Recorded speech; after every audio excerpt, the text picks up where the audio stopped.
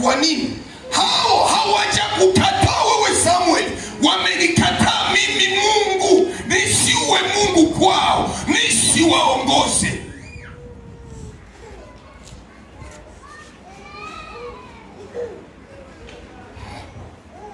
Na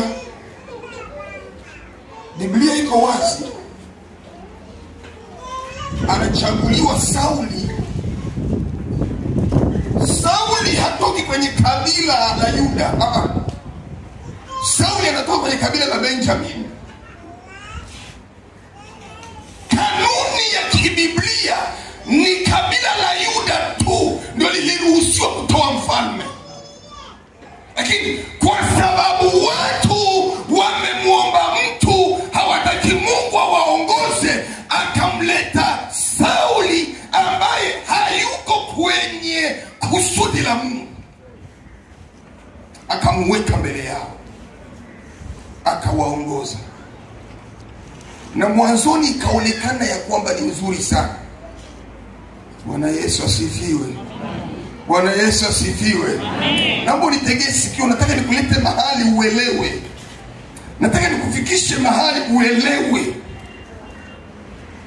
Sauli anaanza kuongoza, watu wote wanasema tumepata na sisi mfalme. Na kweli akaongoza vizuri tu. Lakini kumbuka, Sauli yuko anaongoza, hayuko kwenye kusudi la nani?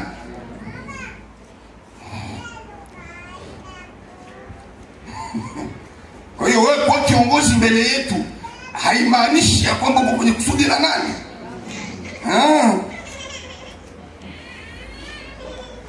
Halo. Leo tutapigana sindano. Daktari upo? Leo tutapigana sindano za ukweli, tena Kristapen. Kavu kavu.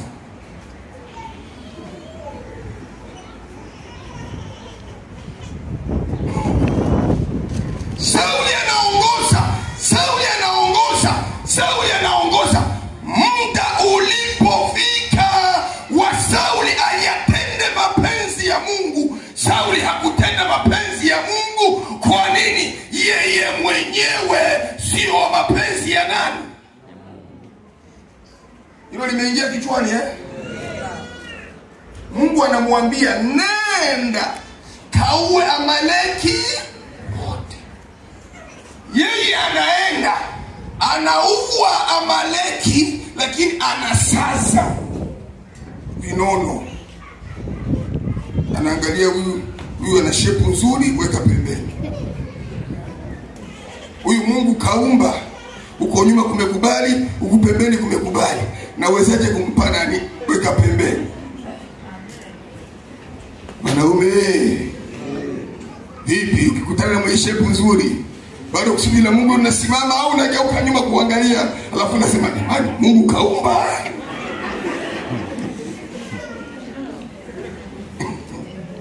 Mke unaye ndani lakini mwenye anakutoa roho.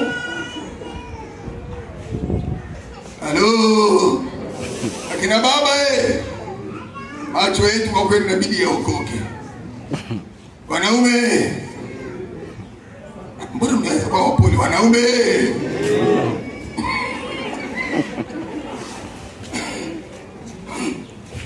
Sauli anaangalia, alafu Sauli ni waajabu sana.